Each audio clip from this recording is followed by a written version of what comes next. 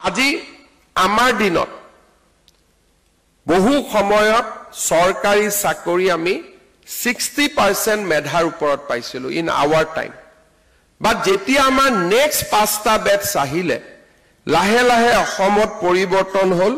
যে টকা পইচা নিদিলে আমি চাকৰি পাব নোৱাৰো এটা সময়ত এনেকুৱালৈকে আহি গল যে এচিএস অফিচাৰ হবৰ কাৰণে 1 কোটি টকা ঘোষ দিব লাগে 1 crore and these are recorded evidence মই এনে কোৱা নাই যে 1 কোটি টকা নিদিলে আমি এচিএস অফিচাৰ হব নোৱাৰো